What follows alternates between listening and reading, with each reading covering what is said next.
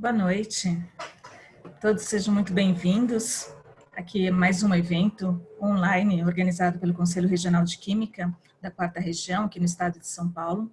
Eu sou Andréa Mariano e coordeno as comissões técnicas aqui do Conselho. Bom, não se esqueça sempre, né, de se inscrever no nosso canal do YouTube, CRQ São Paulo, nos acompanhar nas redes sociais, do Instagram, do Facebook, do Twitter.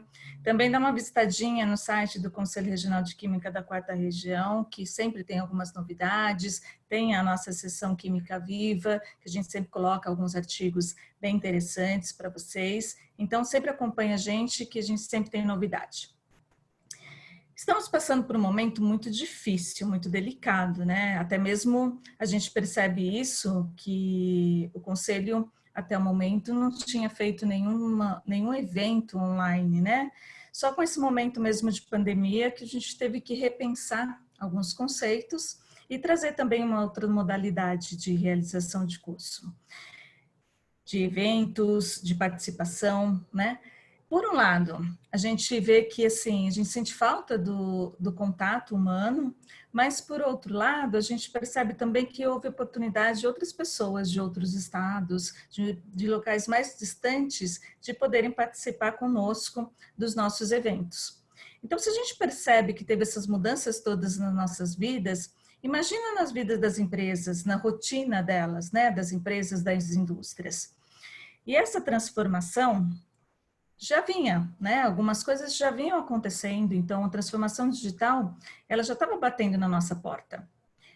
A gente tem várias novas tecnologias apontando, as metodologias estão mudando, a relação produto-consumo, a alteração nos processos, a interação, o valor que as pessoas estão dando, os seus produtos, as suas mercadorias, a demanda que as empresas estão recebendo, e mesmo isso tem que ser atrelado sempre à qualidade e ao bem-estar das pessoas. Então, todas essas transformações, elas de uma certa maneira, agora, a gente teve que, talvez, antecipar?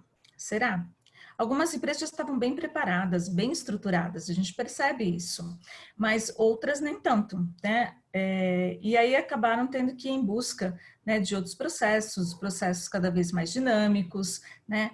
Fazer com que o seu processo fique cada vez mais eficiente. Então, tudo isso acabou sendo pautado aí numa série de novas tecnologias, algumas já tinham, mas teve aí que ter um investimento maior ou uma atenção maior por parte das empresas. Então, é nesse cenário que a gente percebe que cada vez torna mais imprescindível o conhecimento e a busca por um entendimento maior sobre todas as tecnologias e o impacto delas no mercado, nos processos industriais, na nossa rotina, no nosso dia a dia, né, como atuante dessa área. E por que a gente vem trazer esse tema à tona? Porque assim, a gente não pode fugir dele, ele está aí, está na nossa porta. Então, o que nos cabe? Como conselho, né, como sistema, Conselho Federal de Química, Conselho Regionais, a gente tem que sempre observar, né, o que está acontecendo no mercado, quais são as tendências, o que o profissional está necessitando. Então, é nosso papel sempre trazer para os profissionais da química um conhecimento, e com esse conhecimento, eles possam desempenhar a atividade dele de uma maneira melhor, né? Que ele possa desempenhar a atividade dele de uma forma que vai trazer benefícios para toda a sociedade. E é esse o papel realmente dos conselhos. Os conselhos estão aí justamente para isso, né?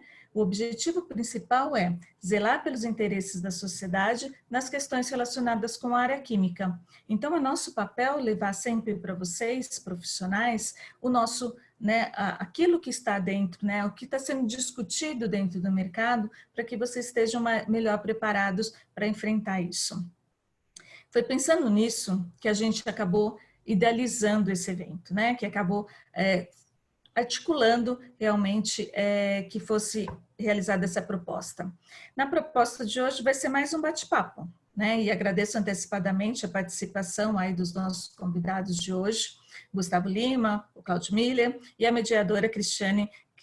E O nome dela é muito difícil, gente. Depois ela fala para vocês. Agradeço o apoio do Conselho Federal de Química e os demais CRQs pela divulgação do evento. E, é claro, não podia deixar de agradecer a Sabrina, que fica aí no apoio técnico da gente para que tudo corra bem com o evento. Bom, espero que todos aproveitem bastante as informações que serão transmitidas a partir de agora, né? Explorem bastante os palestrantes, porque eles têm, né, bastante conhecimento, então os nossos convidados, eles dominam bastante o assunto, e chamo a Cristina para que possa dar andamento aí no evento. Cristina, já estão todos a postos aí, né? Ok. Ok.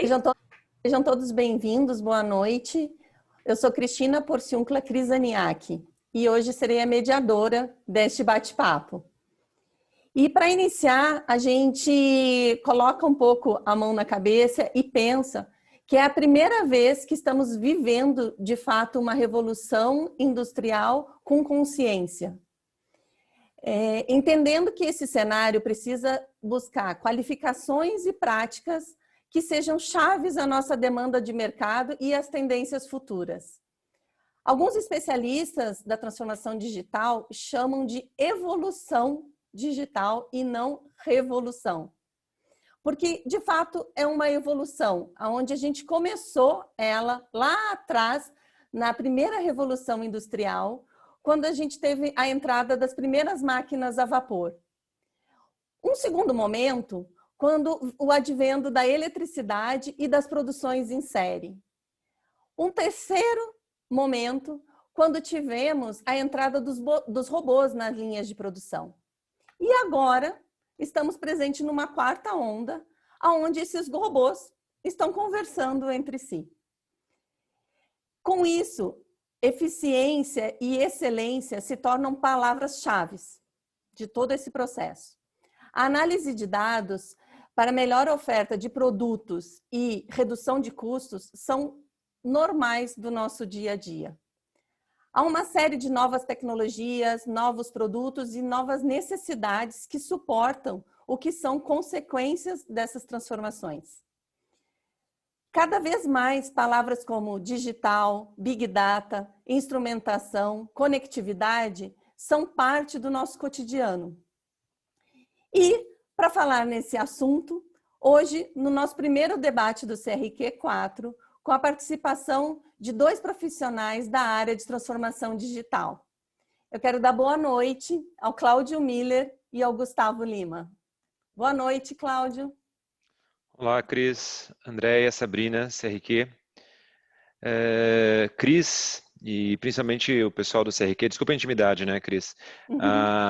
Eu queria agradecer primeiramente ao CRQ pela oportunidade, tá? Eu não sei se alguém já esteve em alguns eventos do CRQ do ano passado, mas o CRQ começou uma evolução também, tá, na parte de conhecimento e principalmente de valorização do associado. Ano passado eles fizeram um excelente momento Q. Nós tínhamos planejado uma evolução do momento Q2 para esse ano, né? Mas a gente teve que se adaptar. Então, assim, tem que agradecer imensamente ao CRQ de estar apoiando justamente o profissional nesse momento tão delicado, tanto da questão da pandemia, né, como da questão de entendimento dessa onda que a gente vem passando agora, né? Então, assim, queria começar agradecendo essa questão do CRQ por ter aberto essa oportunidade de a gente conversar um pouco. Espero que esse aqui seja só um embrião de muitas e muitas outras discussões que a gente ainda vem a ter apoiando o profissional de química no país. Muito bom. E também esse é um momento em que a gente consegue, né, utilizando toda essa tecnologia que hoje é possível, continuar se desenvolvendo, né? Todos Exato. continuar debatendo e se desenvolvendo, mesmo num momento como esse. Eu não cheguei a me apresentar, tá, gente? Boa noite, tá? Eu sou Cláudio Miller, alguns talvez já me conheçam, eu sou engenheiro químico, né? Sou técnico em química também, talvez alguns já tenham passado aí até colegas de profissão de empresa, né? Eu sou mestre em processos petroquímicos, então eu construí uma carreira dentro da área petroquímica, de uma forma geral, mas já há algum tempo, há uns 15 anos mais ou menos, eu mudei um pouquinho, fiz uma mudança de carreira e já vinha trabalhando nessa parte específica de dados, né? Então, assim, só para falar um pouquinho do meu background em relação a isso. Gustavo, eu vou deixar tu falar porque tu me conhece também e senão eu vou ocupar todo o tempo e já te apresento, se tu não quiser te apresentar. Boa noite, Gustavo. Boa noite, eu posso me apresentar. Muito obrigado ao Cláudio, à Cris, a toda a equipe do CRA por nos receber, né? A gente fica muito feliz aí de colaborar. Acho que o propósito de uma postura proativa para a comunidade aí, a gente tem mais que ajudar mesmo e colaborar os colegas, né? A entrarem com o pé direito e ajudar muito a nossa comunidade, né? Nós, como país também, temos uma missão muito grande aí para poder evoluir a nossa sociedade, trazer mais ciência, mais conhecimento e menos desvios políticos e outros alicerces nas atividades das empresas, nas atividades da sociedade, né? Então, acho que existe, né, uma das coisas que hoje eu estava ouvindo, né, aquelas piadinhas horríveis, né, falando do mundo perfeito é aquele que não é coordenado pelo brasileiro. Resumo era isso, né? E o brasileiro era mais visto como bom amante no mundo do que como bom administrador. E eu conheço excelentes administradores brasileiros, né?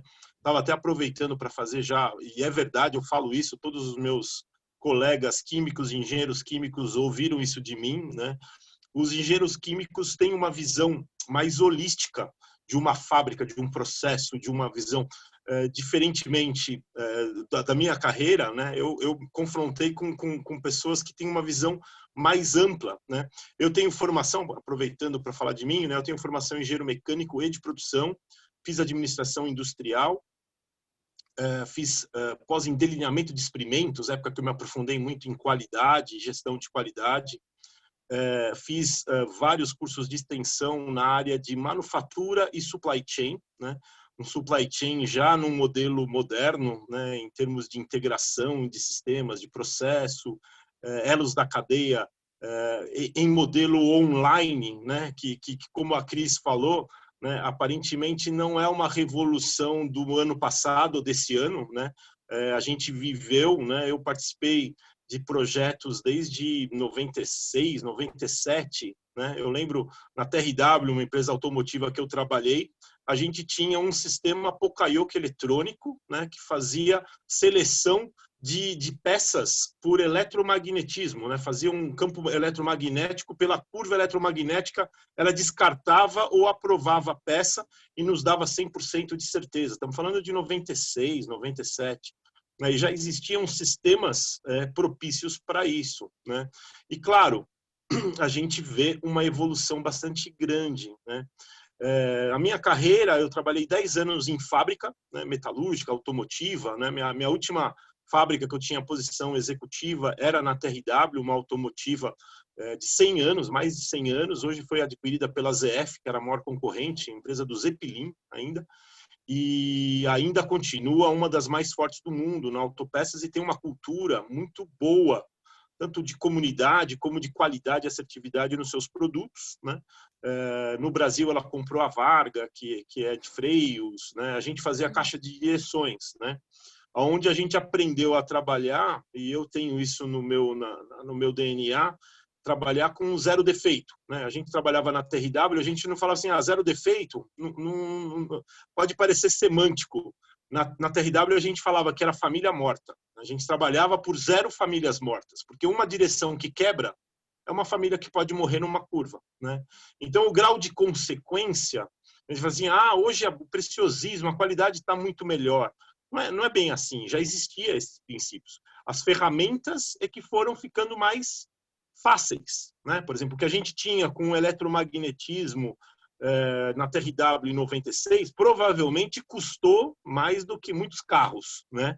Hoje, com um dispositivo relativamente simples, a gente consegue colocar isso. Estamos falando de R$50, R$100, né? Sensores acoplados numa rede já existente que pode te possibilitar algumas características, né? Ou um sistema Poka-yoke elaborado como que a gente teve há 20 anos atrás e custava muito caro, né? Falando rapidinho da minha carreira, também atendendo o que o Cláudio falou, da gente não esticar muito e ir para os temas principais, mas é interessante vocês conhecerem um pouquinho do meu background. Eu saí da indústria, né? Fui trabalhar na SAP, uma empresa alemã de sistema de gestão, e o meu propósito lá é ser o interlocutor da indústria no mundo de informática, né? Eu tinha tido experiências, né, desde a adolescência, trabalhando com informática, mas trabalhei muito na execução, no uso, mais como um cliente de informática, né? E quando eu fui trabalhar na SAP, o meu propósito era esse, era ser um interlocutor, entender a empresa, né? A gente estava contando até a empresa que a Cristina trabalha, né? Eu cheguei a fazer um trabalho lá no ano 2000, né? Onde a gente desenhou todo o sistema industrial, né? Já integrando máquinas com sistemas de gestão, né? fazendo aumento de performance assim nunca visto, né? na empresa e nunca imaginado para a época, né? Então eu tive a sorte de participar, vamos dizer assim, dos projetos vanguarda, né? De integração máquina, sistemas de gestão e sistemas de operação, né? Depois trabalhei com sistemas de otimização, sistemas relativamente simples, mas com inteligência artificial, né? Tem um paper de um trabalho nosso em 2007, falando nisso na ABM, falando de uso de inteligência artificial num sistema de arquitetura de automação da época convencional, né? Mas a gente fez algumas coisas já dessa época. E de lá para cá, eu tenho trabalhado tanto no mundo acadêmico como no trabalho da consultoria e apoiando alguns clientes, né, para melhor tirar proveito, né, das tecnologias nesse mundo de integração, né, como a Cris falou, desde o instrumento, a automação, os controles, até os sistemas de gestão, sistemas de maximização ou otimização, como o pessoal fala, né, até utilizando o Big Data, inteligência artificial, mas para a visão do negócio, né? Para a visão de agregar efetivamente um valor do negócio, né? Então, eu trabalho na GV, na UTF Paraná, tenho feito alguns trabalhos na Federal do ABC, na linha do que hoje está se chamando de Indústria 4.0, né? Então, eu dei a primeira aula de um curso de pós de Indústria 4.0, foi no Paraná, né, há 2 anos atrás. Então, eu tenho ministrado nesse tema que agora tem um nome bonito, né? Tem um nome com um bom marketing, né? A gente chamou por muito tempo de manufatura avançada, o de MES, Manufacturing Execution System, né? Mas esses nomes se confundem, mas a transformação digital para a indústria, eu acho que esse que é o tema da nossa palestra hoje, né? Ela não aconteceu ontem, ela vem acontecendo e ela tem muito mais por acontecer, né? Então, fico muito feliz aqui em colaborar, contar um pouquinho da nossa experiência e da nossa visão aí. Por favor, Cris, obrigado. Obrigada, Cláudio, obrigada, Gustavo. Acredito que com todo esse background de experiência em desenvolvimento e prática no mercado, nós vamos ter um bate-papo muito bacana aqui essa noite. Para vocês que estão nos assistindo, eu gostaria de deixar aqui que estarei atenta ao chat. Acaso que venham perguntas, podem colocar aqui no chat que eu trago aos dois para buscar maiores esclarecimentos ou alguma opinião, algum comentário. Fiquem livres, mas sempre se atentando a deixar ali para todos, porque no particular pode ser que alguma coisa se perca dentro desse processo, ok? Bom, e para a gente começar, então, que tal a gente exemplificar um pouco que tipo de transformações acontecem do cotidiano que a gente pode esperar, tanto em produtos quanto em processos? Eu acho que eu vou começar nessa parte. Cris, tu começaste ali na parte de introdução e eu achei que é muito pertinente. Uma das coisas que a gente tem que entender dessa chamada evolução digital ou transformação digital, enfim, ou Indústria 4.0, que é o nome que a gente está colocando agora, eles vêm trazendo uma série de novas tecnologias, muitas coisas estão embarcadas, né? Mas principalmente entre todas as tecnologias que a gente vê embarcadas, a principal questão é a análise dos dados. tá? E a disponibilidade desses dados. Então, tudo que a gente vai falar hoje, vai permear esses assuntos, vem sobre uma análise adequada de dados, né? A gente fala hoje, essa era só é possível a começar pela questão da conectividade. Está todo mundo aqui no celular, acho que tem muita gente que está atendendo esse nosso vídeo, essa nossa palestra pelo celular. Então, muitas das transformações vieram justamente por causa dessa conectividade, então a gente consegue compartilhar mais as informações, a gente consegue ter uma análise mais adequada de dados. O Gustavo comentou da questão de redução de custos, né? Ele falou, acho que de uma direção hidráulica que custava mais caro que um carro, talvez custe hoje, né?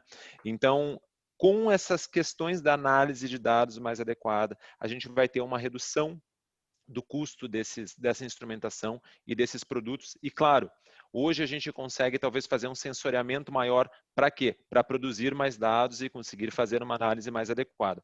Eu gosto de fazer um paralelo sempre com a parte da indústria de serviços, quando eu vou explicar a questão da revolução digital, que é mais fácil explicar a revolução digital na parte de serviços do que talvez na indústria de processos, porque os processos são um pouco mais lentos. Mas vamos pensar um pouquinho, eu sempre falo da evolução da questão de música, tá? Esse é o melhor exemplo que a gente tem, da questão da música. Gente, quando eu nasci, a gente ouvia música a partir de um elemento que talvez a maioria daqui nem conheça, que é chamado disco, né?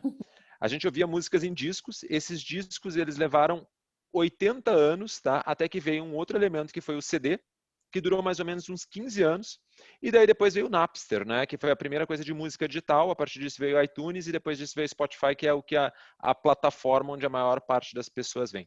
Tá? O que é interessante disso? Tá? O Spotify ele só é possível hoje por quê? Questão de conectividade. Né?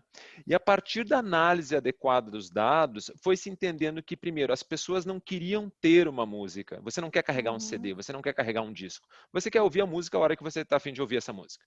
Né? Então, a partir da análise dos dados disponíveis do que as pessoas realmente queriam, se criou um produto que foi chamado Spotify, que é de compartilhamento de músicas. Talvez isso não termine aí. Tá? Então, a gente vai ter N exemplos, de novo, na parte de serviço. Você vai ter um Uber, que só é possível existir hoje. Você vai ter um Airbnb, que só é possível existir hoje.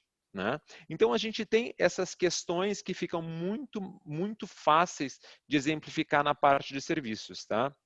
E, de novo, eles só são possíveis por quê? Porque a gente tem conectividade, porque a gente tem uma análise de dados adequada e porque a gente consegue entender mais facilmente o desejo do consumidor lá na ponta.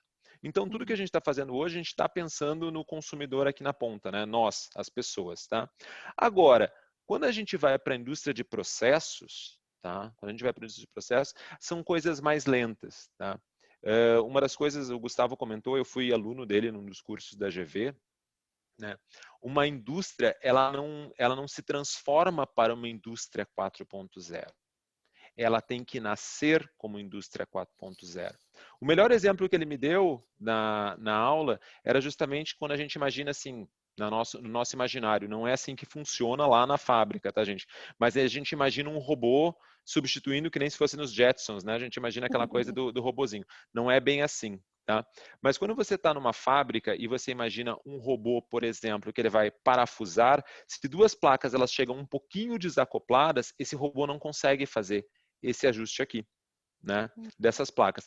Então, quando você vai pensar num projeto 4.0, desde lá do design, lá do início, essa fábrica tem que nascer com um projeto de indústria 4.0, para que ela venha no encaixe, para que ela venha na forma mais adequada a ser colocada na frente desse robô. Tá? Então, a indústria de processos é um pouquinho mais lenta. Tá? Mas sim, o que a gente tem visto com mais frequência na indústria, de uma forma geral? Primeiro, a gente comentou que os custos de produtos baixaram, e como os custos de produtos baixaram, a instrumentação baixou. Né? Então, a gente consegue analisar melhor as eficiências do processo, porque a gente hoje consegue chegar a lugares que a gente não chegava antes. A gente consegue melhorar toda a parte de consumos, a gente consegue melhorar custos, a gente consegue melhorar disponibilidade de equipamentos. Tá? Então, hoje o que a gente tem visto para a indústria tradicional de processos é cada vez mais instrumentação, para que você tenha uma massa crítica e consiga fazer uma análise cada vez mais adequada, melhorando cada vez mais o teu processo e melhorando cada vez mais o teu produto. Tá? Dentro disso, você vai ter, claro, você vai ter uma série de novos produtos. Eu vou comentar algumas coisas sobre polímero verde, você vai ter energia eólica, né? Você vai ter alguns produtos que são fabricados para segmentos mais específicos que antes não era possível, porque não tinha margem ou não tinha rentabilidade suficiente. Então tem uma série de pequenas revoluções que a gente está vendo. E também, claro, a gente está vendo alguns processos desaparecerem, né? Eu gosto de falar muito para o pessoal, a gente fala muito das coisas interessantes que estão acontecendo, mas a gente tem que estar muito atento para quem não está atento à questão da transformação digital. Né? Uma das maiores empresas químicas do mundo, que eu sempre falo que é a Kodak, ela desapareceu, sendo que eles inventaram a máquina digital. Né? Então eles desapareceram pelo próprio produto que eles inventaram, mas eles não estavam ali.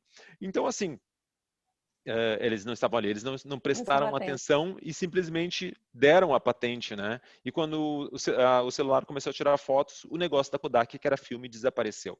Eles criaram a própria cova, né? Isso é interessantíssimo, é um caso interessantíssimo, porque eles não estavam atentos à questão da transformação digital. Então, só queria comentar mais uma coisa, tá? Embora a gente já tenha visto muitas mudanças em relação a serviços e estamos vendo algumas mudanças em relação a processos, tá? Quando a gente fala desse mundo digital, a gente fala desse mundo de análise, tá?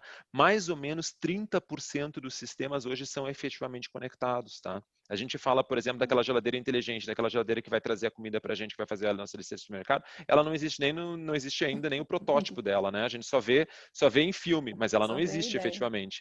Então, existem ainda uma quantidade muito grande de sistemas que serão conectados e daí para frente, gente, tem muita coisa interessante vindo. Muito bom. E existe, então, Cláudio, também essa questão do comportamento humano, né, dos profissionais, dentro desse conceito todo, né, que nem tu comentou. Temos que estar atentos à velocidade dessa transformação, temos que estar atentos dentro das organizações, o que estamos desenvolvendo, o que estamos pensando de desenvolvimento e de criação de novos produtos e processos e serviços, né? Tem essa parte também, né, de como se comportar, como nós nos comportarmos perante essas transformações.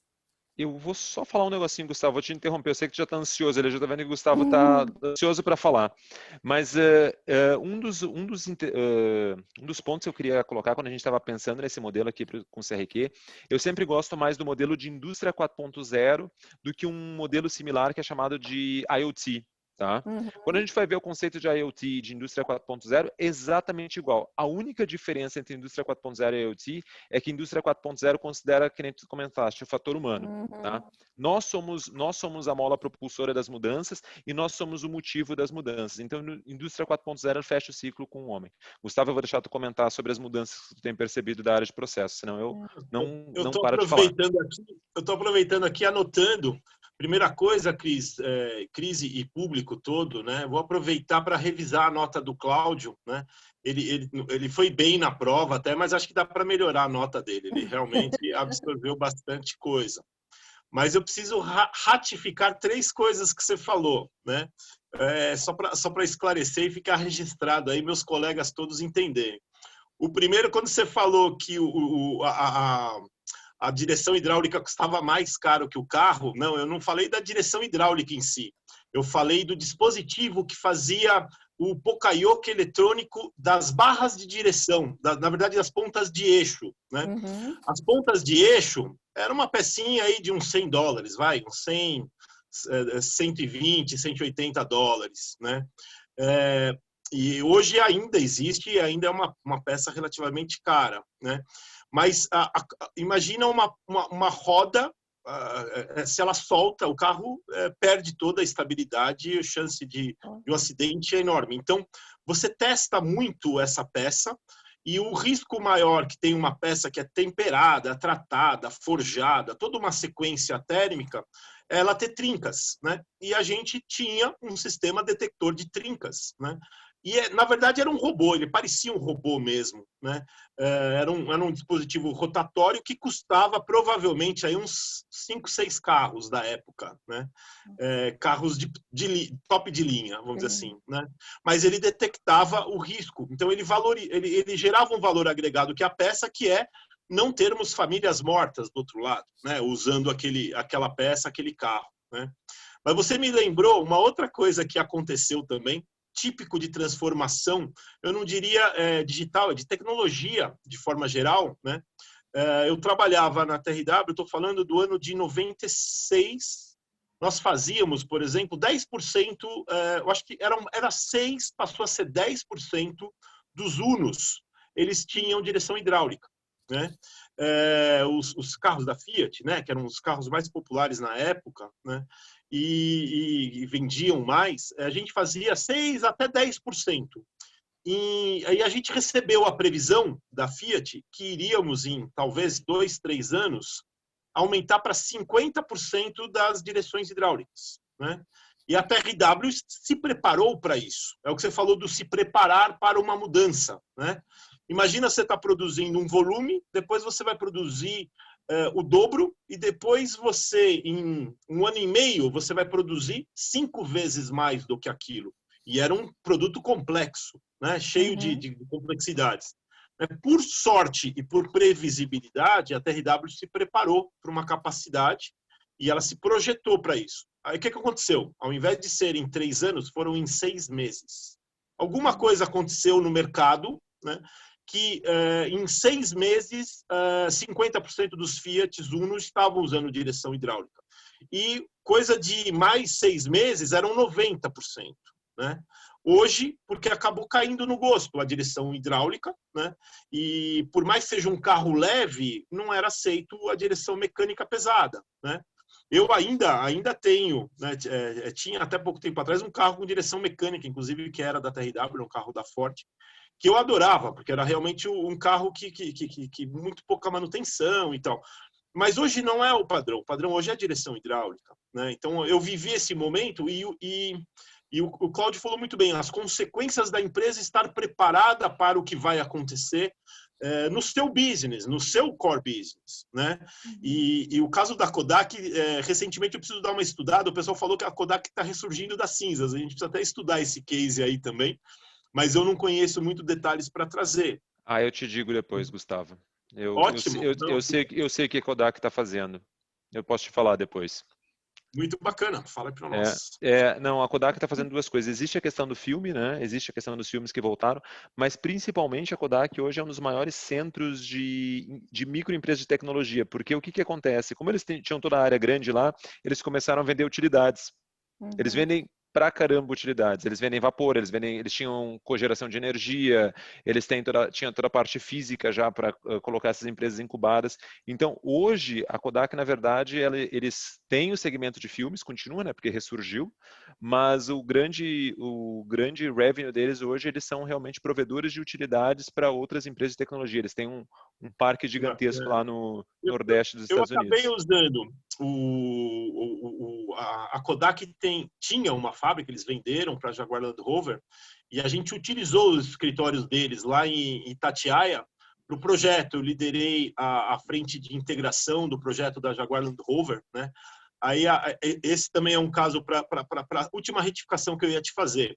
Quando você falou que apenas plantas conseguem atingir o 4.0 quando elas nascem 4.0, vou dizer assim, ela é mais fácil de se fazer, né? E, por exemplo, a planta da Jaguar Land Rover, em Itatiaia, é uma planta super sofisticada, muito avançada, foi feita até como modelo, né, para as plantas mundiais, eles realmente fizeram muito bem feito, e ela nasceu 4.0. Então, ela teve um monte de vantagens e eu aprendi, até vivenciando, né, a grande vantagem de ser uma planta que já nasce projetada para ter sensores, integração, todo o ciclo ser gerenciado.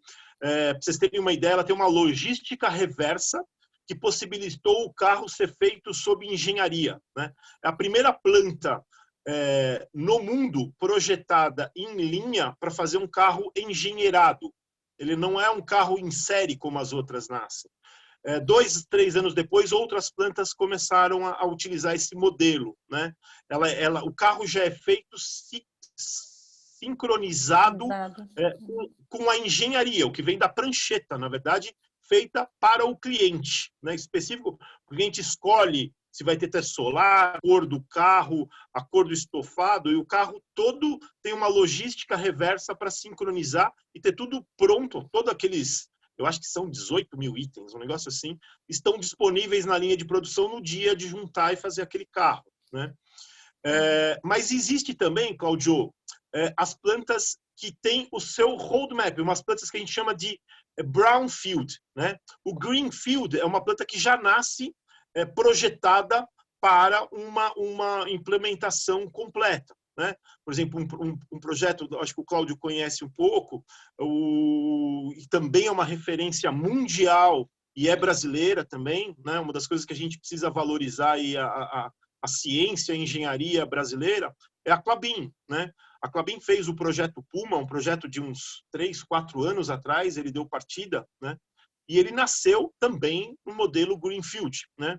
Hoje eles estão fazendo uma nova planta e eles estão incrementando ainda mais o uso digital, né? Por exemplo, na engenharia, que eles usaram parcialmente, algumas coisas assim, né? Então, o projeto da planta, né? Por exemplo, a Jaguar Land Rover é uma planta que tem um espírito, né? Eu lembro quando eu conversei com o diretor de manufatura, teve aqui no Brasil por muito tempo com a gente, apoiando, e eu falei, cara, você projetou essa planta como um Poka-yoke eletrônico, né? Eu não sei quem conhece o que é um Poka-yoke eletrônico, posso falar um pouquinho? Eu não sei o que é um Poka-yoke. Eu não sei o que é um Poka-yoke. Não. É um termo japonês. A Cris pode explicar? Cris, fala um pouquinho. O Poka-yoke é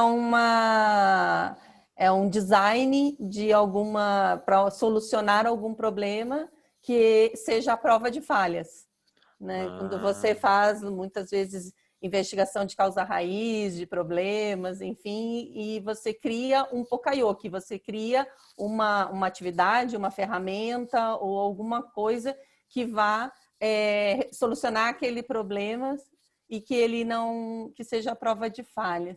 Mas eu queria adicionar aqui rapidamente, e tem até uma pergunta aqui ligada ao tema, porque é muito difícil, né, você participar de um início de uma operação.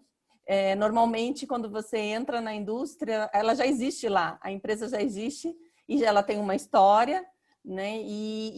Então é muito difícil você participar de um startup. Eu tive a oportunidade, na época que eu estava na Dupont, onde eu participei de uma startup de uma planta na China, e uma planta totalmente desenhada com conceitos de Lean Manufacturing, e totalmente desenhada, Gustavo, desta forma que você está falando, né? Então, assim, é fascinante,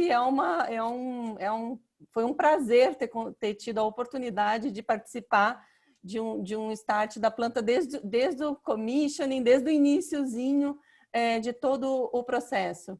E aí a pergunta que veio para o Cláudio, mas eu acho que o Gustavo já respondeu um pouco, sobre a questão da dúvida, né, de que somente nascendo 4.0 que essa indústria poderia ser considerada 4.0.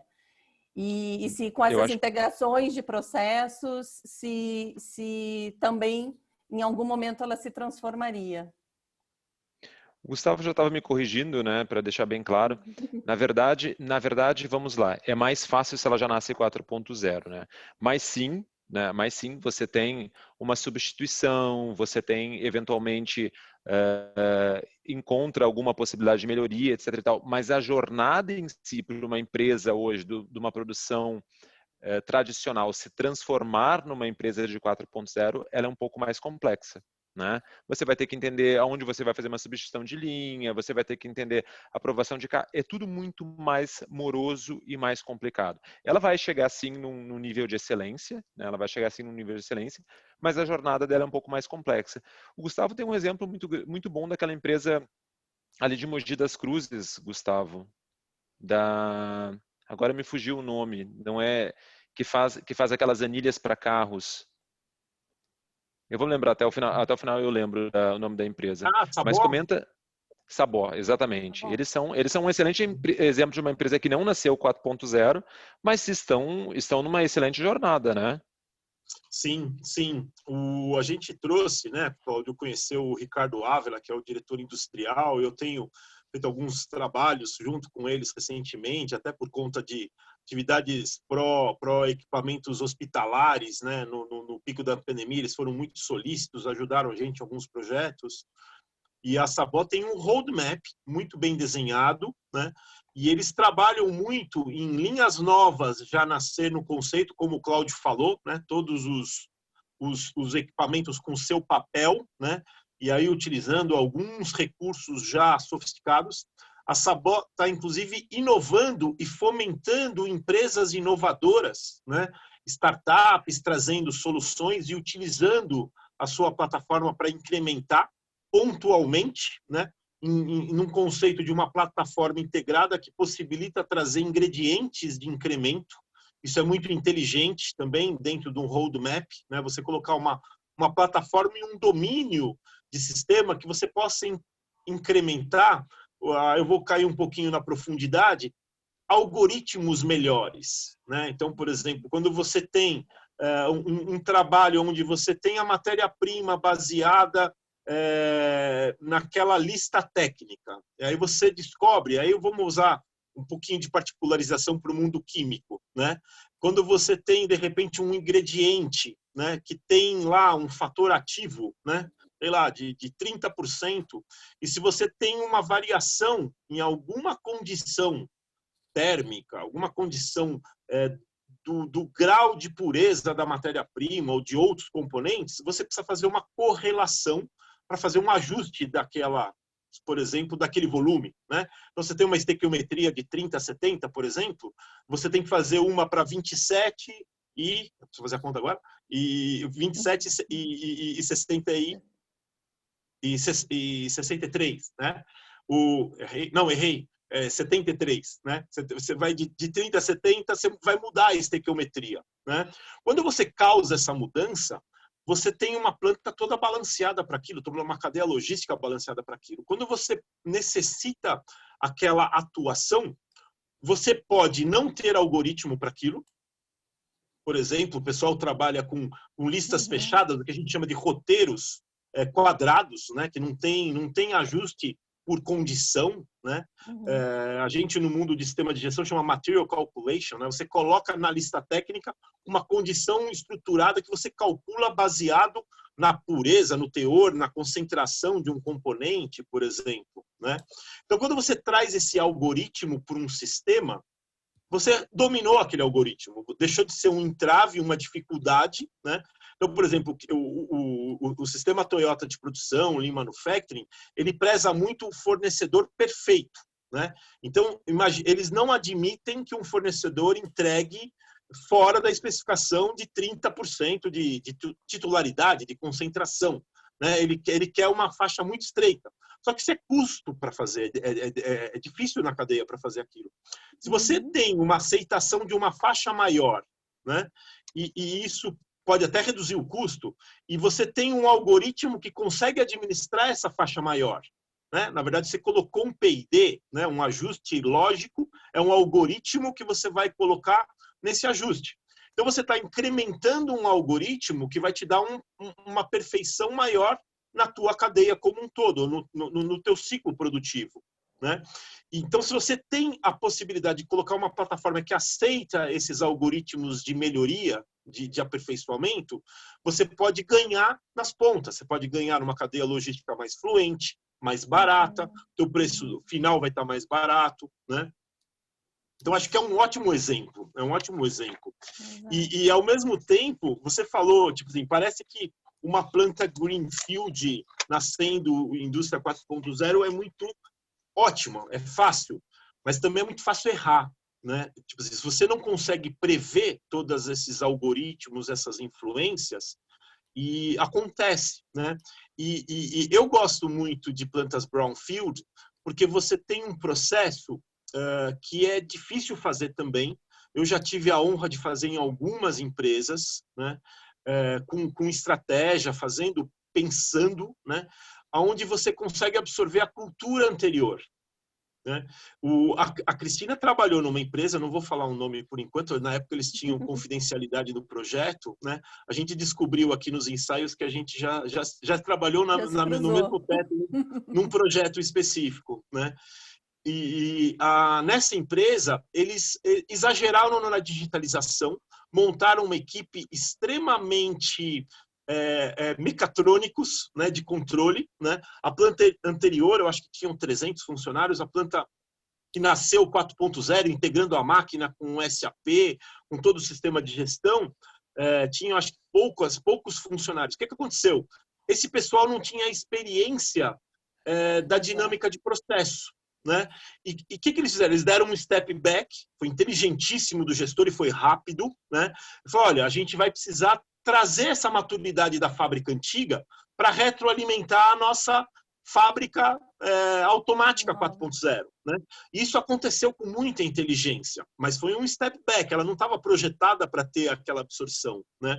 Eu tenho um cliente também temos case apresentado na ABM, de um cliente que a gente fez, custou caríssimo isso para o sistema, custou pelo menos 40%, 50% a mais em termos de algoritmo e sistema, mas a gente colocou o sistema em módulo de learning, né? Hoje está fácil, está bonito falar machine learning, né?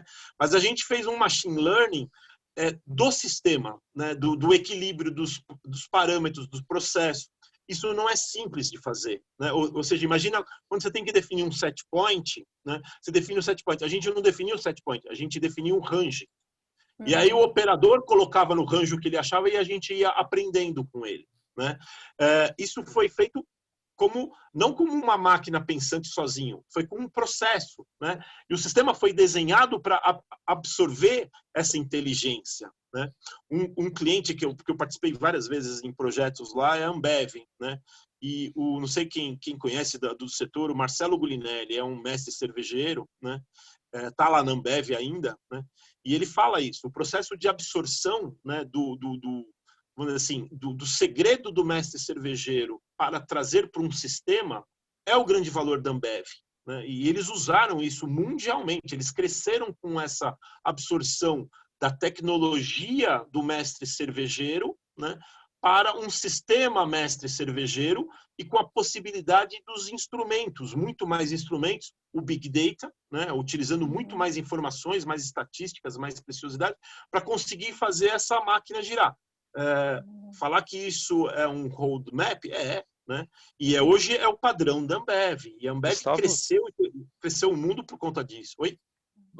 Agora eu estava comentando uma coisa, não sei se tu concordas, tá? Essa questão do machine learning, principalmente, né? Que as pessoas imaginam que machine learning é uma coisa de outro mundo. Quando você fala machine learning é uma palavra chique, né? É uma palavra exótica. Mas quando eu olho a questão do machine learning, né? Muitas das pessoas que estão assistindo aqui, talvez algumas pessoas que já tenham uma carreira um pouco mais longa, a gente sempre trabalhou de certa forma com machine learning, talvez um pouquinho mais segmentado, talvez com um número de dados menor, mas a gente já vem trabalhando em simulação de processos, a gente já vem trabalhando em otimizadores, a gente já vem trabalhando em cálculos numéricos há muito tempo, né? Então você tem hoje algumas tecnologias que elas aceleraram, elas encontram essas correlações de uma forma mais rápida, né? Mas na verdade o machine learning ele já existe há muito tempo, né? De uma forma mais simplificada, mas já existe há muito tempo. Não é uma coisa que surgiu nos últimos 3 anos, por exemplo, para as pessoas ficarem um pouco mais tranquilas também. Sim. Acho que reforça o que a Cris falou, né? Não é uma revolução que aconteceu terça-feira quando a empresa que diz que está vendendo machine learning resolveu. Isso é um algoritmo, é matemática, né? O que existe são ferramentas mais viáveis e mais disponíveis hoje, né? E, Cláudio, aproveitando, você tem algum outro exemplo para ilustrar diretamente focado ao segmento químico? Gustavo passou alguma coisa para nós? Você tem mais alguma experiência para dividir com a gente? Eu queria comentar algumas coisas, Cris. Assim, eu estava pensando quando a gente falou quando eu fiz ano passado já esse evento para o CRQ, no passado eu citei 3 empresas que eu acho que eles estão fazendo uma excelente transição para essa era 4.0. Aliás, Duas estão fazendo uma excelente transição para a era 4.0, outra ela está sofrendo alguns efeitos da indústria 4.0, tá? São 3 grupos gigantes. Primeiro eu vou falar que está sofrendo alguns reveses da indústria 4.0, da era da indústria 4.0, que é a própria Ambev, que o Gustavo comentou, né? Vamos lá, vamos entender um pouquinho o que está acontecendo hoje. Hoje, com redução de custo, redução de instrumentação, redução de tudo que você tem, hoje é possível que as pessoas invistam em micro cervejarias, né? Você consegue, talvez, investir numa micro cervejaria a partir de R$5.000, a R$50.000, você já consegue, que é um carro popular, você já consegue fazer uma boa micro cervejaria. Tá? Claro que eu diretamente não concorro com uma Ambev se eu tiver a minha micro cervejaria nos fundos da minha casa.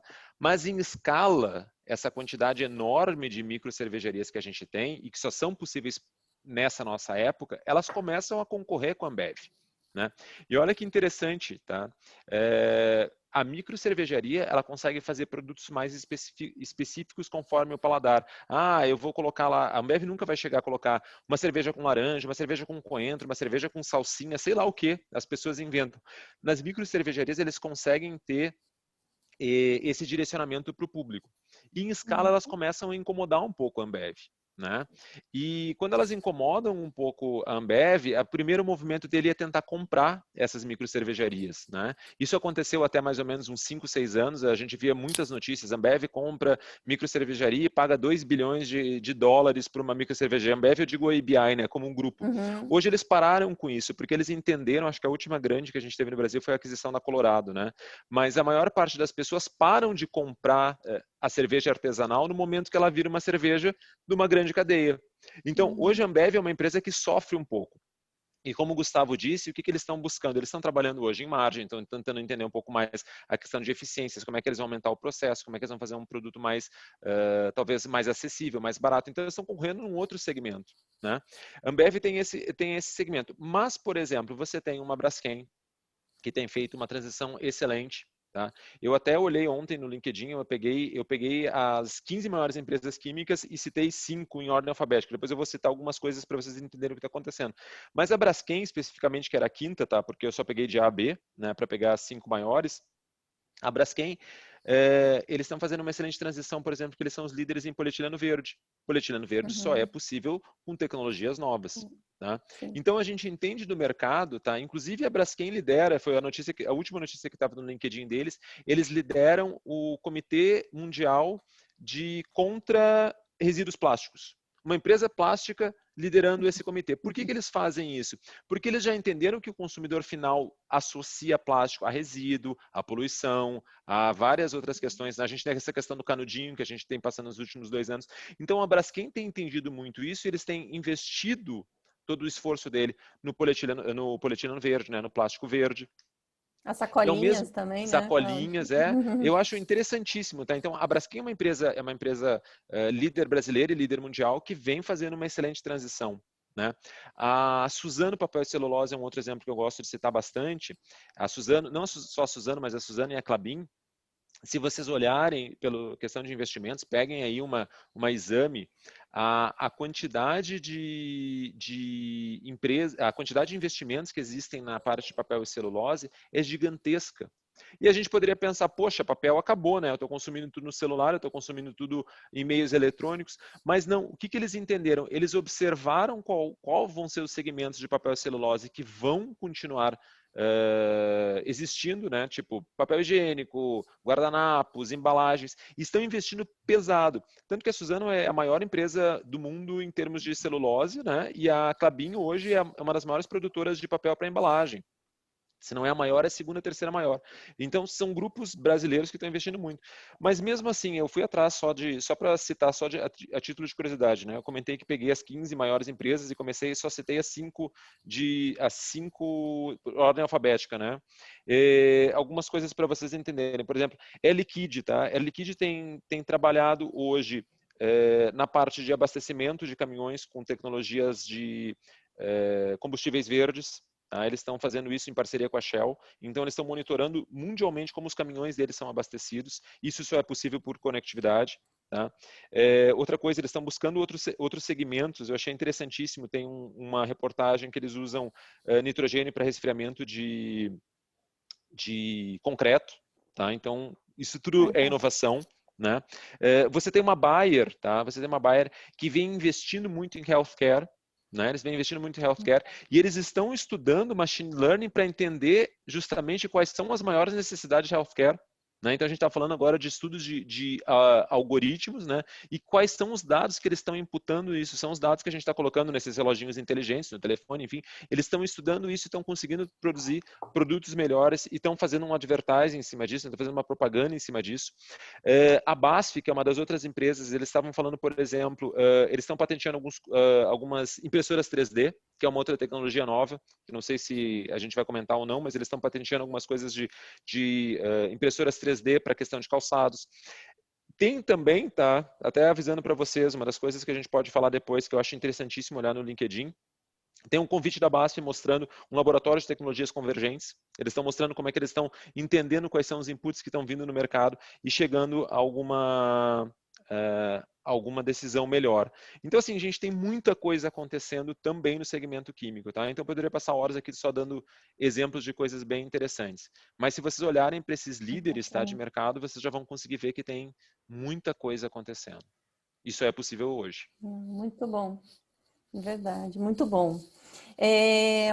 Um próximo ponto que eu gostaria de colocar aqui com vocês é sobre a questão do mercado profissional. É uma grande preocupação, e inclusive veio uma pergunta aqui no nosso chat sobre isso, né? Porque realmente comprova que é uma preocupação em relação à empregabilidade.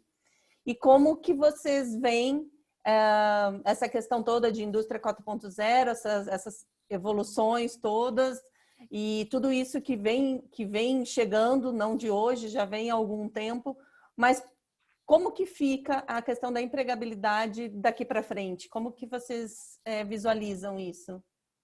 Quer falar um pouquinho, Gustavo, para descansar da minha voz? Gustavo? Fica aí que tranquilo. Mas eu estava vendo a pergunta do Antônio, né? Consegui ler daqui. Isso. Eu achei muito legal, porque, na verdade, a gente preparou um script, o pessoal do CRQ, os colegas desenharam o script que tinha uma sequência meio que da lógica da conversa, né? E realmente está dando eco, né? O Cláudio falou de um exemplo que eu achei muito legal e que remete para a situação das pessoas, né? Eu queria falar uma coisa antes, que eu acho que cada vez mais as verdades universais vão ser menos verdades, né? Vão ter mais novidades e oscilação.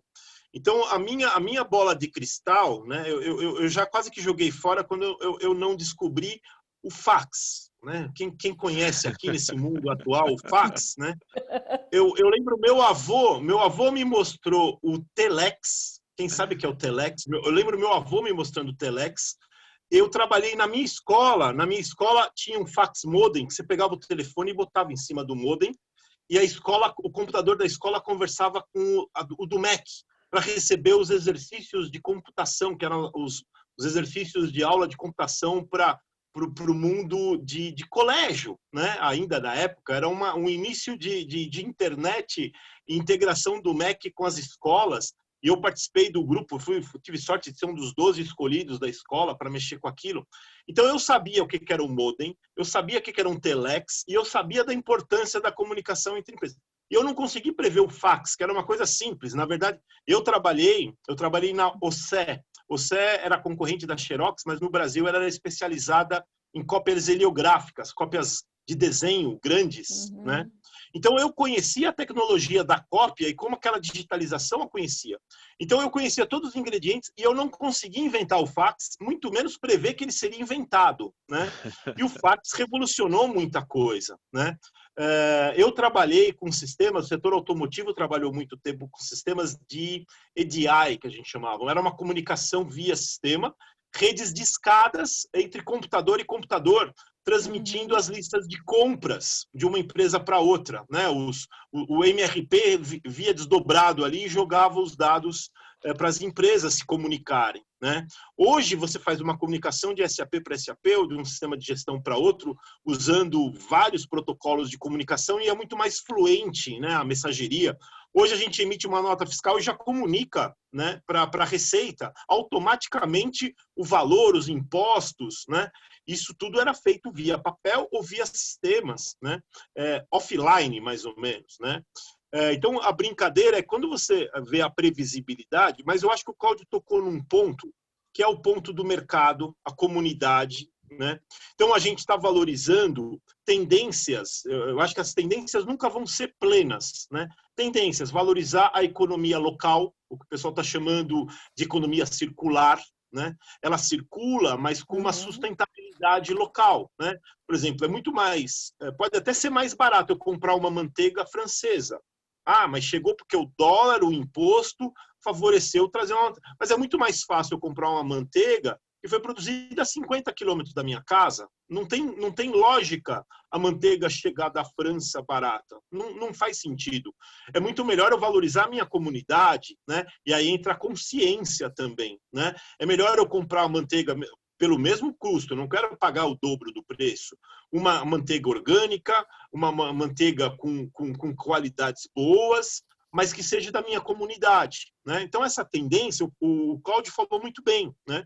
Até fazer um parênteses da Ambev, e aí provocando os engenheiros químicos e os mestres cervejeiros aí, que muitos são por hobby, que está sendo até uma moda que eu gostaria muito de fazer. Meu sonho era ter uma destilaria, na verdade, né? Eu queria ter uma destilaria também. Mas eu não sou bom consumidor, mas eu acho uma alquimia interessante, né? Mas o que eu vejo é que um dos grandes problemas da Ambev foi a Heineken, né? A Heineken conseguiu, com uma cerveja que tem um processo diferente, e esse processo é percebido como diferente para o público, né? E hoje é uma cerveja para quem chega no churrasco com uma Heineken é bem visto, né? Quem chega com uma outra já o cara assim bota naquela geladeira do fundo lá, né? Então tem uma preferência porque o processo é mais elaborado, né? Eu não sei se alguém conhece, mas a fermentação da Heineken é horizontal. Ele tem outra característica até de equipamento, né? Então eu cheguei a visitar a Heineken lá em Ponta Grossa, né? Eles estavam instalando os novos fermentadores, um investimento enorme. Eles investiram para aquilo, né? É um investimento em busca de mercado. Isso vai continuar, né? Uma coisa você falou que eu queria usar de exemplo, se a Cris me permitir mais uns minutinhos, né? É a injeção de plástico, né? As impressoras 3D, né? Eu ontem, né, estava no laboratório, que a gente está estruturando um laboratório de indústria 4.0 em São Caetano, né? Com colaboração, é um lugar de empreendedores, jovens empreendedores, trabalhando em cogestão de projetos colaborativos, muito interessante, né? E tem um trabalho feito lá na reciclagem de filamentos para impressora 3D, que é um entrave hoje, é um entrave inclusive comercial, de monopólio, né? Até pouco tempo atrás eu acreditava que o caminho até aproveitar para falar mal, eu gosto muito da HP e sou grande fã da HP, mas a HP criou um modelo que ele inviabiliza economias paralelas, né? A HP usa uma estratégia que a gente utilizava na OCE, né? A OCE, a gente trocava a máquina do cliente quase que de graça. A gente dava uma máquina nova, porque a OCE ganhava dinheiro no papel e no toner, né? É o modelo que a HP usa para a tinta da impressora, né? O lucro, a rentabilidade está na tinta, não na máquina, né? E para a impressora 3D, isso já foi quebrado, né? Então, existe as impressoras independentes, que você consegue baixar um firmware e colocar num Arduino, e você consegue fazer a sua máquina. A gente tem algumas já em testes. Ou você tem máquinas com hardware super sofisticado, mas ela tenta te conduzir para você comprar só o filamento dela. Ele bota uma bitola diferente. Então, existem vários mercados. O mercado de makers, o mercado que consegue montar uma impressora 3D de menos de $1.000, né? e você consegue produzir a sua impressão 3D com um grau de qualidade muito bom, né? Ao mesmo tempo, você tem impressoras na linha da HP de oligopólio, monopólio, com características melhores, ou não, né? Então, esse jogo não é mais o jogo de um monopolista, né? A impressão 3D é um jogo aberto. Aí você fala assim, legal, mas eu vou conseguir comprar PVC de quem? Né?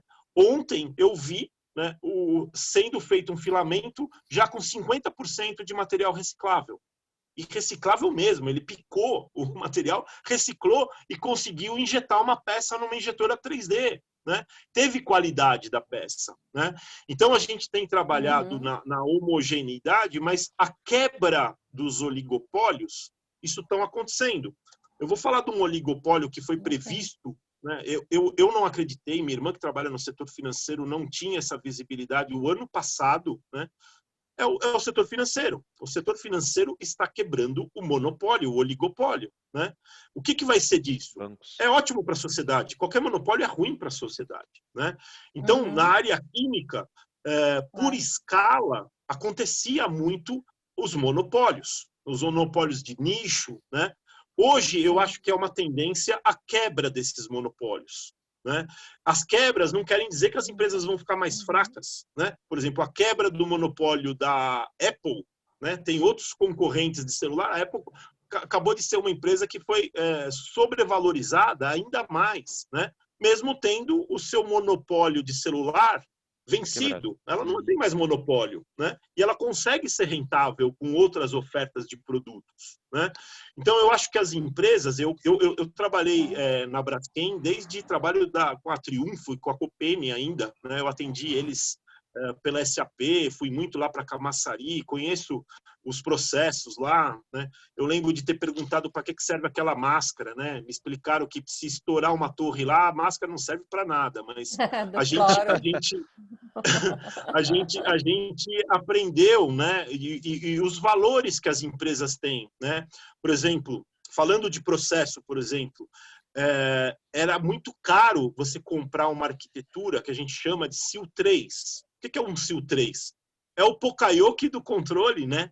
Para você garantir que uma planta não vai explodir. Né? Você tem tripla redundância de controle, é uma confiabilidade. Né? Como é que você vai vencer? Por exemplo, se eu quiser botar uma planta complexa no fundo da minha casa, eu não consigo. Como você falou, botar uma cervejaria eu consigo. Mas botar uma planta com um grau de controle, com rigidez de controle de um processo perigoso, né?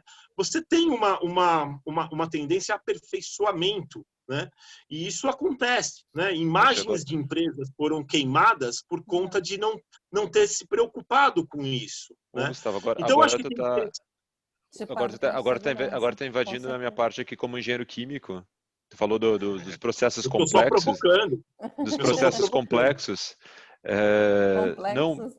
Não começou dos processos complexos, mas assim, uma das preocupações, tá? Uma das preocupações, por exemplo, você comentou dos oligopólios e essa questão toda, mas uma das preocupações, por exemplo, da Braskem especificamente hoje, com a vinda do eteno verde, tá? Do polietileno verde, hoje já existe até tecnologias onde você consegue ter pequenos reatores em casa produzindo plástico a partir de amidos, enfim, a gente tem visto, e isso é uma preocupação deles, tá? Porque em escala é o mesmo caso das microcervejarias. Eles já olharam isso, né? Então existe essa questão.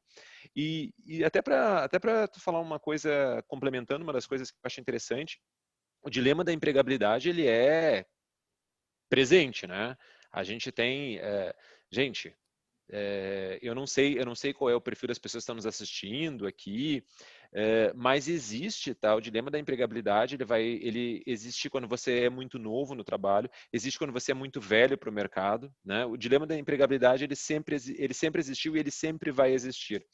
A melhor resposta que eu posso dar nesse tema da questão específica da empregabilidade é a questão de como a gente vai se manter relevante.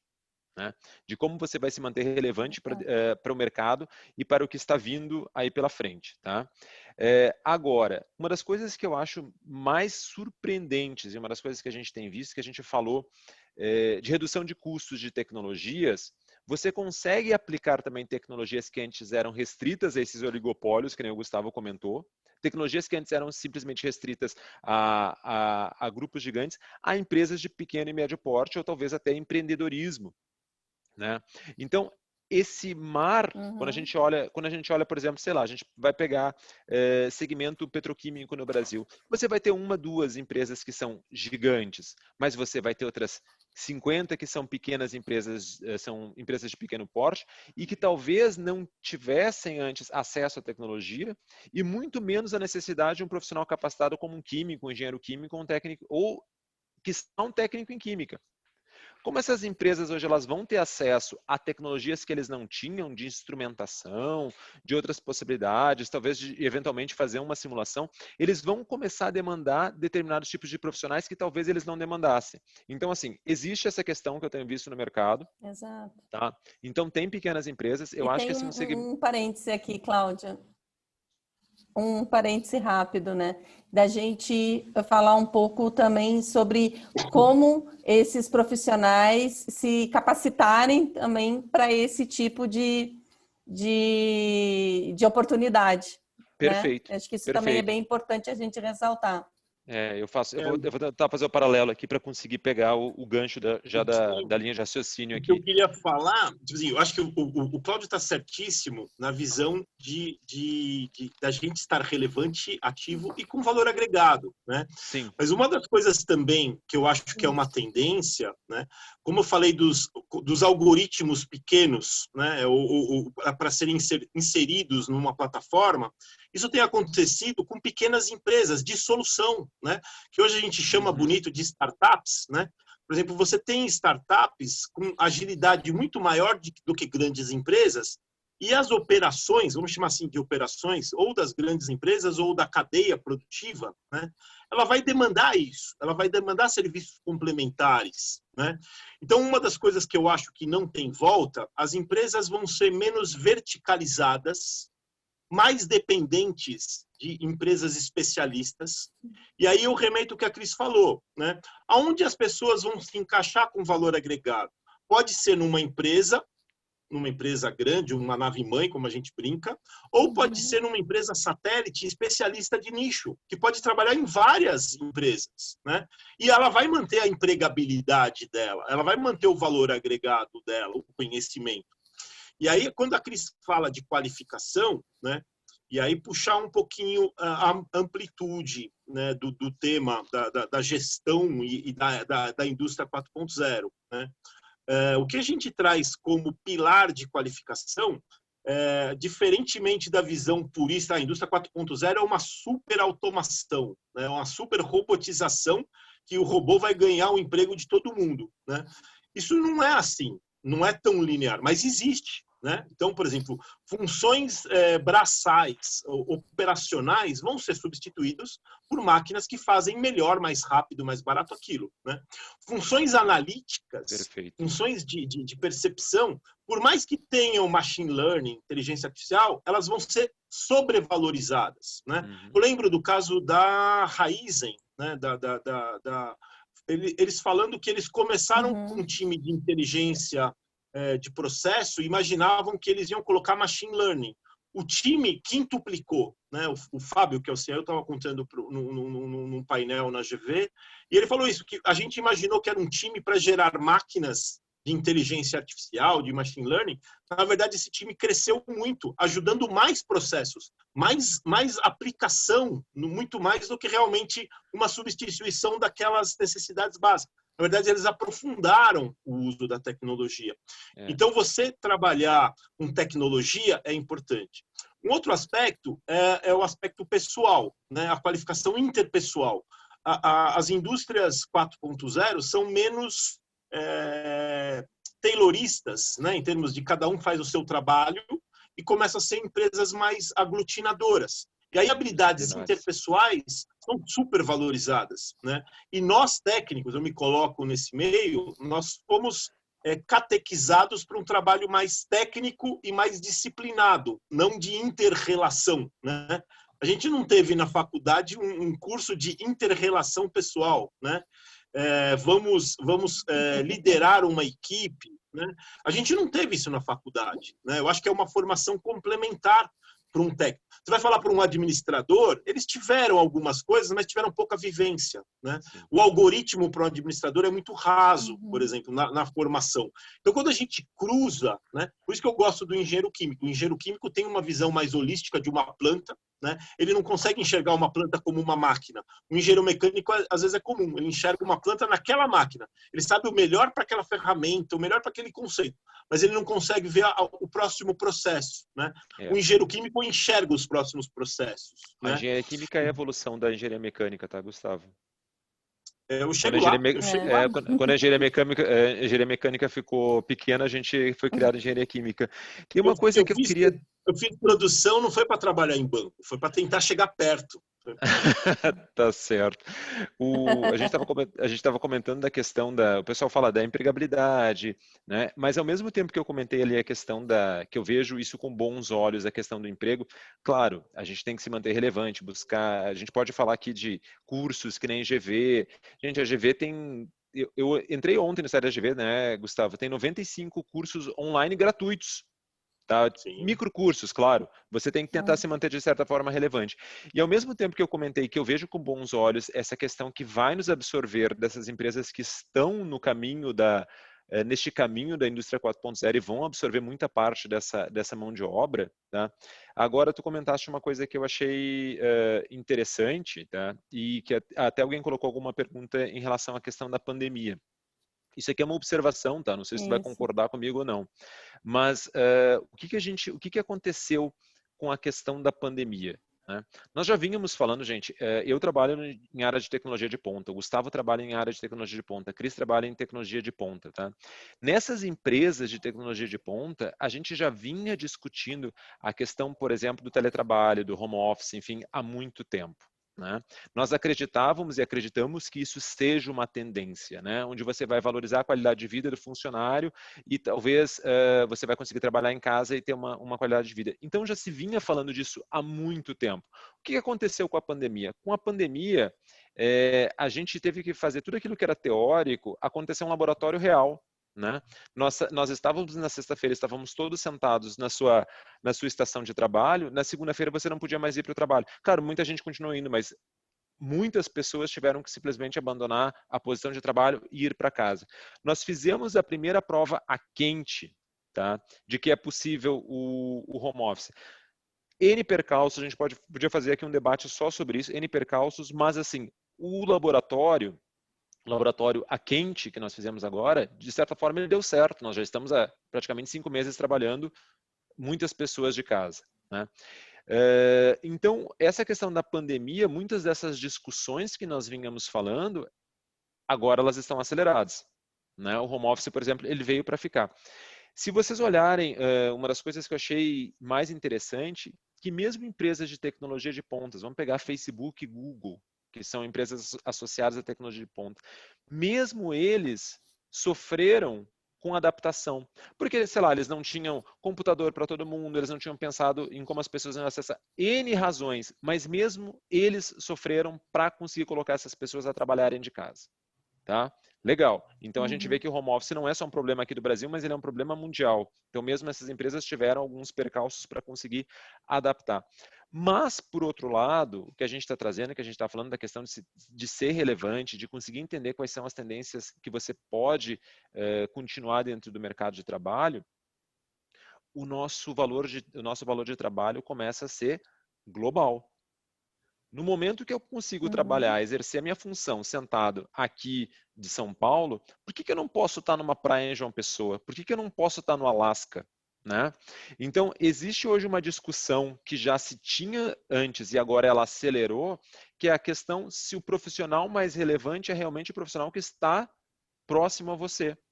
Porque eu posso muito bem contratar hoje, talvez um profissional mais relevante que esteja lá no interior da Índia. Por que não? Né? Então, se antes da questão de ser relevante para o mercado era mais importante, no novo normal, ou no normal que nós temos, enfim, como vocês quiserem chamar, ser relevante para o mercado se torna muito mais importante. Então, tudo que a gente falou agora, de buscar especialização, de conseguir entender a tendência do mercado, de buscar boas universidades, entender línguas, enfim, o que seja, tudo aquilo que vocês acreditavam que era importante acontecer, tem que acelerar. Porque agora a gente, mais do que nunca, a gente tem que ser relevante. Eu só ia comentar um negócio, porque Oi, Pode falar, Cris, desculpa. E, Cláudio, só um comentário rápido até sobre isso que você está falando, que até o modo de como aprender também durante essa pandemia se modificou. Né? Havia um preconceito, um viés muito grande das pessoas em relação ao aprendizado remoto, ao EAD, enfim. Né? E hoje isso se acelerou de uma maneira, a quantidade de cursos e opções e e-books e tudo mais que a gente tem disponível para absorver o conhecimento, né, se acelerou muito. Então, a gente tem uma disponibilidade muito maior com qualidade. Né? Porque se você vê diversas universidades, você falou um pouco aí da GV, e se você vai para outras universidades de nome enfim, empresas e cursos e tudo mais, você consegue uma boa qualidade de ensino, de adquirir informação e de uma maneira que você não sai da sua casa também. Né? Então, acho que isso também foi algo muito positivo que acabou acontecendo com a pandemia. Eu ia só trazer um dado que eu acho surpreendente, eu já falei dele para vocês uma vez, numa outra situação, mas eu achei surpreendente quando eu falo da questão de ser relevante, como você está relevante dentro do mercado, né? E para mim, uma das coisas mais surpreendentes que eu li durante essa questão da pandemia, eu adorei essa reportagem, gente, eu falo dela toda vez que eu posso. Se vocês tiverem acesso a Você S.A. de junho desse ano, eles fizeram uma análise da estratificação do profissional que teve que se adaptar ao home office, né? E basicamente eles são de 3 gerações, né? X, Y e Z. A geração X é essa geração a qual eu estou ali, que é o pessoal nasceu até o final dos anos 70, né? Mas dessa geração especificamente, que são os meus pares, 48% deles fizeram a primeira videochamada agora, durante a pandemia. Que para mim isso é uma coisa inaceitável. Então, quer dizer, eu me comparando com o pessoal, digamos, da minha geração, eu achava que isso já era uma realidade, mas 50% das pessoas, praticamente 50%, nunca tinham sequer feito uma videochamada.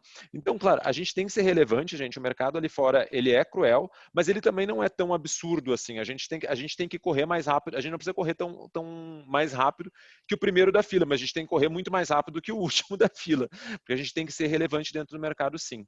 Né? Isso é importante. Desculpa, Gustavo, das minhas interrupções. Interrupção não, acho que o diálogo está muito construtivo. Eu só queria fazer um reforço. Então, eu tinha falado do aspecto, atendendo a Cris, né, onde que a gente precisa, o profissional precisa buscar relevância, né, manter o valor agregado. É no conhecimento, tanto técnico, claro, né, o conhecimento técnico para aplicações técnicas está cada vez mais sofisticado e elaborado, né? É uma espiral crescente. O aspecto pessoal, interrelacionamento, é importantíssimo e tem aumentado, não tem diminuído, por mais que as conversas são através de tecnologia, né, o WhatsApp, ele precisa ter um feeling, né? A comunicação é bidirecional, precisa ter percepções, e isso faz a liderança, a formação de time. Os projetos, eu acredito que raramente vão ser isolados, independentes. A gente vai precisar das interações de novidades de tecnologia, isso dentro da empresa ou na colaboração entre empresas, que é mais complexo, né? Você sai de algumas proteções, né? Você vai precisar criar, assim, formas de relacionamento que muitas vezes a gente dentro da empresa não precisa, sei lá, se preocupar com um posicionamento jurídico, um posicionamento formal em nome da empresa, né? Eu tô gerenciando alguns projetos de co-colaboração para o Rota 2030. É muito difícil. Ontem mesmo eu tive um estresse, gastei uns 2-3 horas para resolver um estresse de uma pessoa que recebeu o revés dentro da empresa. Ele queria aportar muita coisa no projeto e o diretor financeiro dele não liberou, né? Natural, ele está tendo um diálogo, né? Mas ele participou da reunião e prometeu coisas, né? Então a gente vai precisar voltar atrás fazer um ajuste, né? Eu acho que eu convenci ele até a propor mais coisa ainda, porque eu coloquei os benefícios, eu acho que até o diretor financeiro vai vir para o projeto também. Mas a gente tem que lidar com isso, né? A gente tem que entender o outro. O nome que pode ser clichê, que é a empatia, é muito importante, né? É muito importante. Cria o crescimento de pensamento. E um terceiro fator, que eu acho que aí está direcionado, é o que a gente chama de BPM, é Business Process Modeling, né? Que é o que eu chamo de algoritmo, né? A lógica de processo, que ela também está sofisticando. Tá? Então, como eu falei, um controle de receita é uma estequiometria. Tipo assim, todo engenheiro químico vai me entender. É uma estequiometria. Eu preciso colocar 2 colheres de açúcar e 5 colheres de café e, sei lá, 1 litro de água vai ser um café com aquela característica. Aí o que o Cláudio falou, poxa, mas eu posso particularizar. Eu não quero o meu café doce. Aí você começa a mexer na estequiometria. Né? Ou o café que eu trouxe era um café mais forte do que o meu padrão. Ruim não, é um café maravilhoso, com um lote especial. Você vai ter que fazer uma nova estequiometria para ele. Né? E aí você tem complexidades. Isso é um algoritmo. Você trouxe um algoritmo que não existia para a empresa particularizada, para a empresa da microcervejaria, né? E as pessoas precisam perceber esse algoritmo. Não adianta ter o algoritmo da Ambev dentro de uma microcervejaria. Não vai funcionar, né? Uhum. Você não vai ter aqueles requisitos estruturados, né? Ou você vai ter outras vantagens, outros valores agregados. E esse algoritmo precisa ser entendido pelas pessoas, né? Como absorve, e esse algoritmo não vai parar. Né? Ele vai ter uma evolução, né? Então, quando a gente passar a ter uma conversa por videoconferência, a gente utilizou o tempo do transporte para a gente ir numa reunião para outra coisa.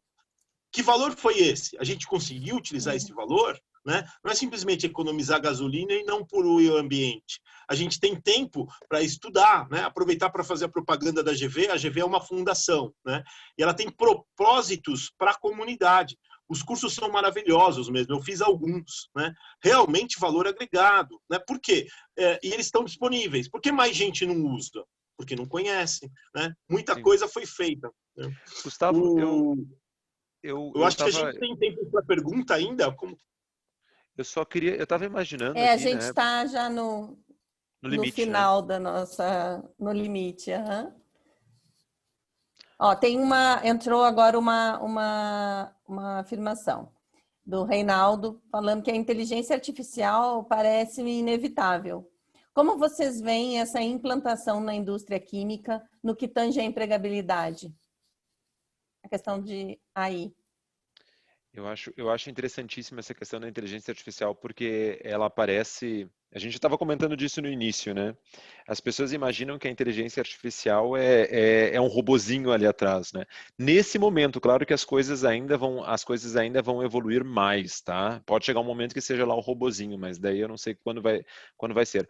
Mas até para a gente conseguir criar esses algoritmos hoje que a gente fala de inteligência artificial, primeiramente nós precisamos de pessoas que estão imputando as informações para a inteligência artificial. E depois, principalmente na questão da empregabilidade, o Gustavo deu um exemplo muito bom da Raizen, esses outputs que saem em cima da inteligência artificial, eles começam a demandar uma série de melhorias no teu processo, que para a implementação delas, tu precisa, novamente, de pessoas. Tá. Então, sim, existe uma preocupação, poxa, vai ter a substituição, mas o que a gente tem visto hoje, né, e daí acho que o Gustavo vai concordar 100% comigo, o que a gente tem visto hoje é, cada vez que você entra para fazer um input de alguma melhoria de processo, para a implementação dessa melhoria, tá, você está gerando mais e mais e mais e mais e mais empregos e mais necessidades e mais particularizações. Então, claro, isso vai chegar a algum momento de equilíbrio, tá? Em algum momento, a gente vai ter que começar a discutir carga horária, etc. E tal. Mas nesse momento, tem mais gerado empregos do que desaparecido empregos. Nesse momento. Eu ouvi, já faz tempo, acho que faz uns 20 e poucos anos, de um sindicalista falando de aumento de produtividade por qualidade, no caso. Né? Ele estava falando, e isso remete também para inteligência artificial, superautomatização, né? E ele falava o seguinte, a gente não precisa ter medo da automação e evolução que substitui empregos tradicionais, né? Ou empregos de pouco valor agregado. A gente tem que acompanhar os empregos de alto valor agregado. A inteligência artificial, a automatização, o próprio site, o site com um e-commerce, ele rouba o emprego do vendedor que bate na tua porta entregando uma enciclopédia, né? Não existe mais isso, né? Que nem a enciclopédia não existe mais, né? Ela é digital, né?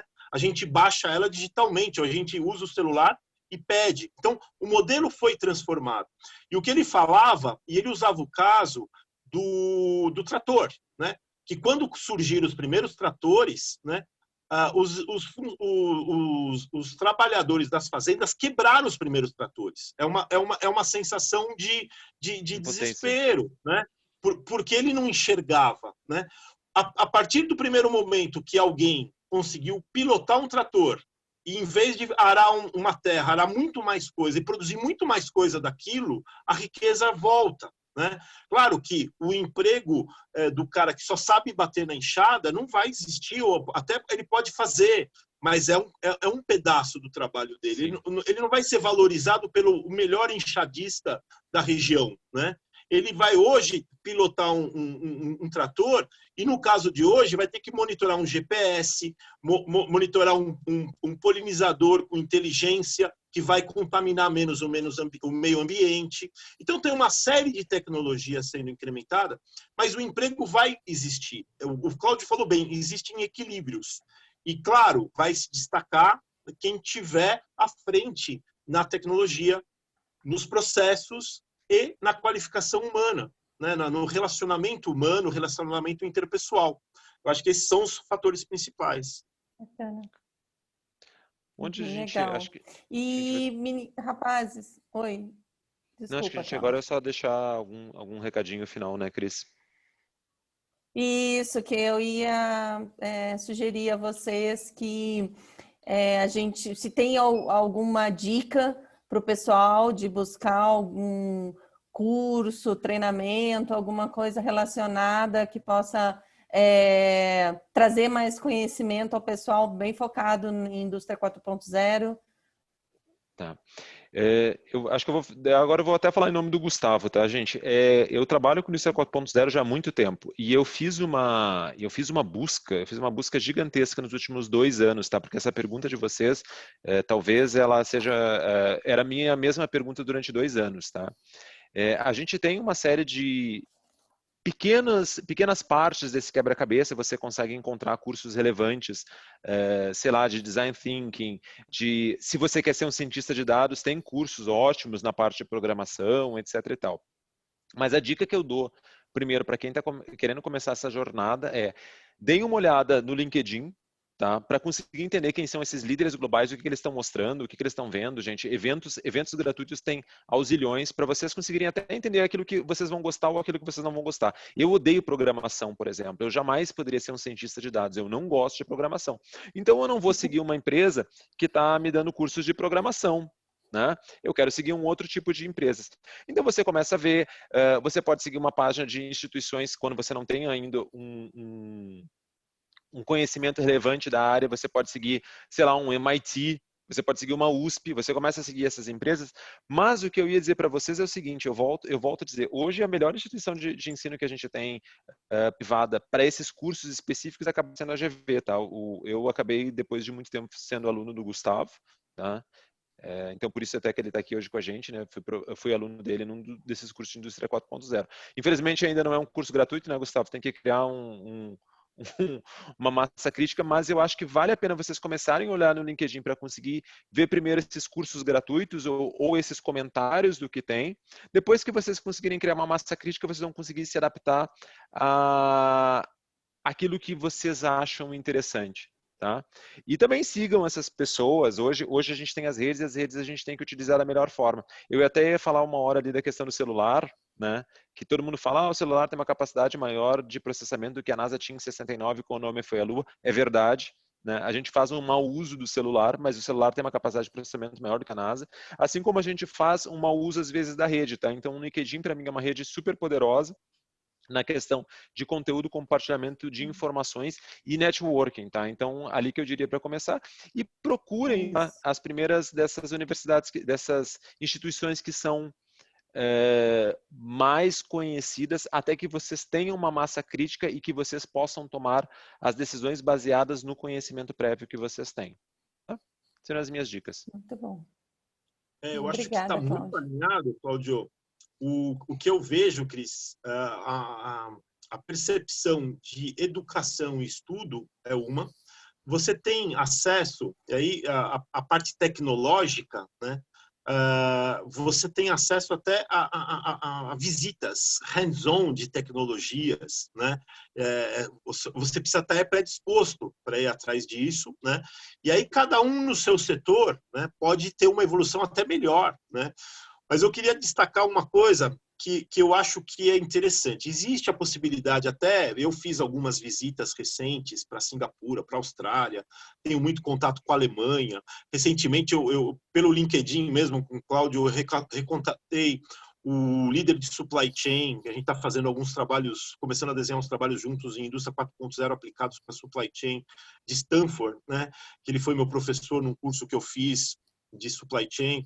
E a gente tem a possibilidade de ter contatos internacionais, mas também a gente tem contato para experiências locais, muito mais do que antes. E eu gostaria até de propor, né, até aqui no CRQ também, que trouxesse casos, né, valorizados e exemplificados, que podem ser muito bons para algum foco, e ruins, ou nem são tão exemplificados no todo. Não precisa ser perfeito no todo, mas aquele caso positivo vai reforçar, é muito mais incentivador, né? A gente vê um vizinho, alguém que nasceu, tem os mesmos recursos que a gente fazendo, né? A gente incrementa muito mais do que está fazendo, né? Eu ia rapidinho falar de um caso também na área química, depois a gente pode contar mais detalhes, mas onde eu desenhei uma solução, né, eu trabalhava na SAP na época, uma solução para metrologia de instrumentos, utilizando o sistema que a empresa já tinha, né? Essa empresa foi implantar esse sistema, inclusive foi caso de um fórum, 10 anos depois. Ou seja, ela já tinha tecnologia, ela já tinha interesse, ela já tinha necessidade, mas ela demorou 10 anos para aplicar uma tecnologia. Então, acho que a velocidade de aplicação nós podemos ajudar, porque já existe muita tecnologia no Brasil, já tem muita gente que conhece. E eu acho que as pessoas e as empresas precisam ser mais catalisadoras disso, né? Ajudando nesse sentido. Então, para se capacitar, prestar atenção em casos que estão acontecendo mesmo, né? Eu costumo dividir, o Cláudio assistiu o curso, onde a gente divide casos reais, uma visão conceitual futuro e incremental, e muito a parte prática, né? A parte de como a gente materializar, como chegar lá, né? Eu acho que essa é uma busca que eu recomendo para as pessoas balancearem nos seus autotreinamentos, autocapacitação. Beleza. Ok. Bacana, bacana. E buscar muita colaboração, né? Como o Cláudio comentou e você também comentou, eu acredito que o mundo está muito indo nesse sentido, né? Do networking mais profundo, da colaboração, da ajuda. Eu passo para você, você passa para mim, e assim todos crescem. É um ganha-ganha de todos os lados. Também. Certo? As empresas estão mais colaborativas também, né? Não só as pessoas. Obrigado, gente. Adorei. Obrigada, Cláudio, Gustavo, Cristina. Muito obrigada. Mas eu acho que assim, vocês deixaram muita coisa querendo mais, né? A gente acho que passou super rápido o tempo, né? Acho que daria para a gente conversar até mais tempo sobre o assunto, aprofundar. E aposto, sim, que o público também teve esse gostinho. Acho que a gente vai ter aí pedidos para que realmente a gente faça uma outra rodada, alguma outra coisa relacionada com um tema, porque Andréia, realmente... Fala, Cláudio. Se o povo, se as pessoas que estiverem aqui, eles depois tiverem como te dar um feedback, alguma coisa assim, a gente agradece, né? E eles podem até te dar sugestões, né? Porque Exato. né? Eu ainda, eu volto para aquela minha primeira frase. Eu acho que o CRQ está fazendo um excelente trabalho de valorização no profissional, né? Já fizeram ano passado, tentaram fazer esse ano, né? Isso aqui não é... Gente, isso aqui exigiu bastante dedicação do CRQ, então obrigado, CRQ. E se puderem te dar um feedback e acharem interessante, a gente consegue fazer de novo, né?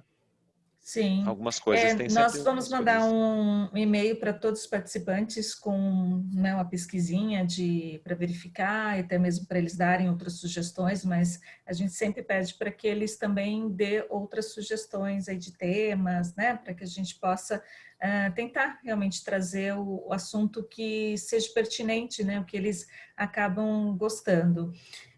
Mas agradeço mesmo a dedicação de vocês, agradeço a todos os participantes, né, que ficaram aqui conosco o tempo todo, ficaram até um pouquinho depois do horário, né, esses minutinhos, mas é porque a conversa estava realmente muito boa, né? Uhum. Agradeço bastante aí a vocês, né, e ao público de modo geral, e fiquem à vontade, gente, se vocês tiverem alguma sugestão de tema, pode mandar para nós, né? Não esqueçam de acompanhar, né, o Conselho nas redes sociais. Nós vamos conversar também aí para ver se o Conselho faz no LinkedIn, porque acho que é o único que falta para o Conselho realmente aqui da 4ª Região colocar. Mas e espero revê-los em breve, aos 3 participantes, e a todos aqueles que assistiram, que acompanhem e participem de outros eventos aqui do Conselho Regional de Química da 4ª Região. Um forte abraço a todos, uma boa noite e até o próximo. Obrigado. Boa noite. Obrigado a todos. Obrigado, André. Obrigado, Cris. Cláudio. Boa noite. Tchau.